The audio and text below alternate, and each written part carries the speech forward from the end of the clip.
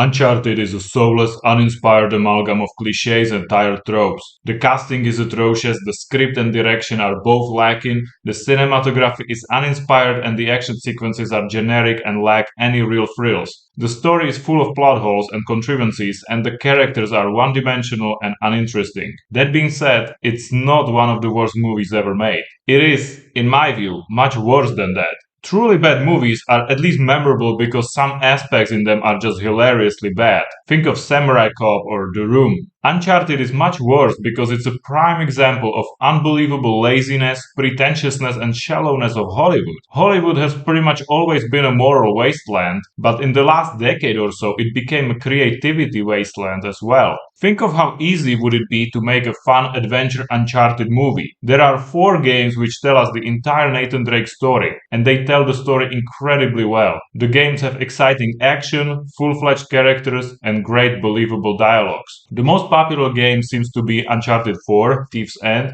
but my absolute favorite is Uncharted 2, Among Thieves. The believable, fun and snappy dialogue, the fantastic addition of Chloe Fraser, the love triangle between Nathan, Elena and Chloe is one of the best written ones I've seen. Love triangles are usually annoying and crappy, but Uncharted 2 shows exactly how love triangles should be handled. The backstory with Nathan, Chloe and Flynn is also interesting and fun. If I were to rank the games, I put Uncharted 2, Among Thieves at the top. The game is exactly what I want from a good character-driven game. Second place is Uncharted 1, Drake's Fortune, as a perfectly uncomplicated, lighthearted and fun game which introduces the main characters perfectly. Uncharted 3 and 4 honestly blend together a bit, and I had to go back and play them again to differentiate between them. Don't get me wrong, they are solid games that keep the dialogues sharp, the story moving, and are staying true to the characters we love. But the last 2 games are, at least for me, less entertaining than the first 2. What I particularly appreciate about the third game is the dynamic between Nathan and Sully and the flashbacks to how they met for the first time. Uncharted 4 largely focuses on Nathan's brother Sam and the Drake family as a whole. Now, the story is written very well, the gameplay is fluent, but I'm not a huge fan of long-lost brothers or returning parents or any of these tropes. That's not a fault of this game, just my pet peeve, I guess. Kudos to the creators for not writing Nathan and Elena's daughter as an insufferable know-it-all brat like others tend to. Overall, it's a good, well-deserved last chapter to conclude the Nathan Drake story. So let's get back to the movie. If it's just laziness that's behind the movie, I don't get it, frankly. Wouldn't it be pretty easy and convenient, given the apparent lack of desire to create anything even remotely original in Hollywood, to just pick one of the stories from the games and transform it a bit to adjust it for screenplay? While I know that games and movies are different, it's easier to transform a good story from a game to a screenplay rather than start from scratch. So what is truly the reason why these kinds of unimaginative, immediately forgettable movies are constantly being made? Why does the CGI look so horrific? How in the world is it possible that the games, which are of course fake, look so much more realistic than the movies? This is an unbelievable level of incompetence. Also, what happened to real impressive stunts? Thank God we have the legend Tom Cruise to keep Hollywood afloat. This movie fails to capture the spirit of the video games entirely. You know how in the game Nathan's brother dies right in front of him and you can feel the heavy impact it had on Nathan? It's so powerful. While in the movie, Wahlberg just tells Holland how his brother died. Why? There is absolutely no impact, it doesn't add anything to the story, it's just there to kill time. The casting is very peculiar. Tom Holland was cast because of the success of Spider-Man. He appears to be bankable, so what if he doesn't have any resemblance of the character he is supposed to play, right? He is short and despite his age still looks like a child, not a man. Holland is a likable actor, but he's just so generic and polished. He needs to get his hands on a real script once to truly show his capabilities. Mark Wahlberg as Sully is a very strange miscast.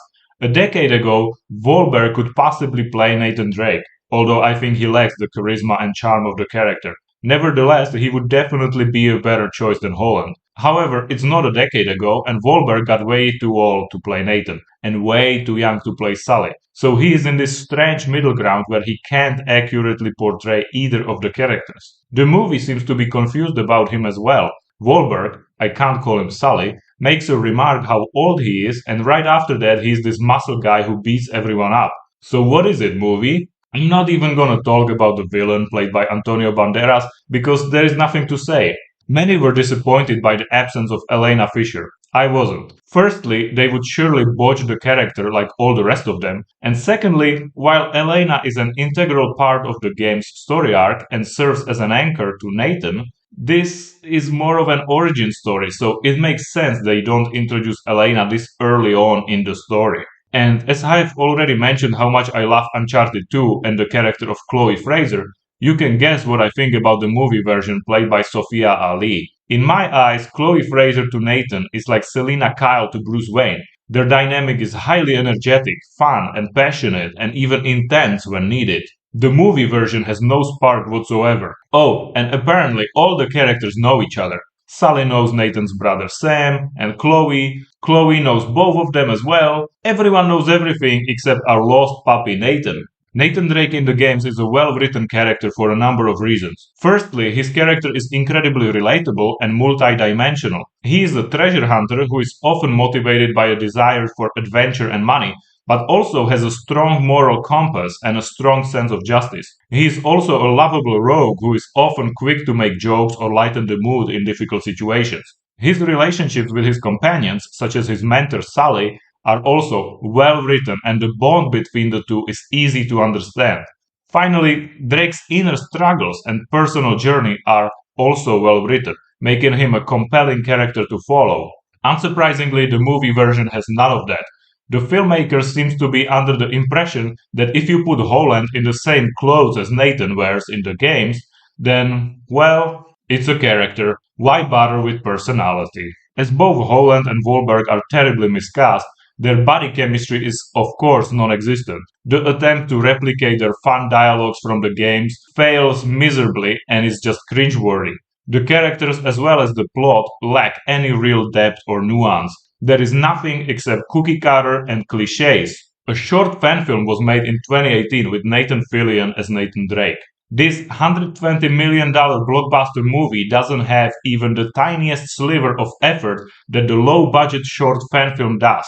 Many were disappointed that Nathan Fillion wasn't cast in the big movie, but while he would certainly be much better than Holland, I'd say Fillion was way too old to play Nathan if the studio wanted to start a franchise. It's a similar situation as with Mark Wahlberg. Uncharted could have been a solid franchise of fun adventure flicks, the Indiana Jones for today's generation. Instead, we got this pathetically uninspired, boring, generic, and fake garbage that the only thing missing is casting Dwayne Johnson to create a perfect Hollywood fast food diarrhea. Despite all this, the movie actually made some money in box office, and it's possible that it will get a sequel. So far, Sony hasn't officially announced it, and hopefully they never will. Instead, the studio should reboot Uncharted with a competent director and a fitting cast to finally do the games justice. For now, though, just avoid this movie and go replay the games. Alright, you got it. Close this thing back up. Yeah. Nate, be careful. Come on. I always am. Ah! I did not see that! Ah! If you want to support me, check out my book on Amazon. The link is in the description.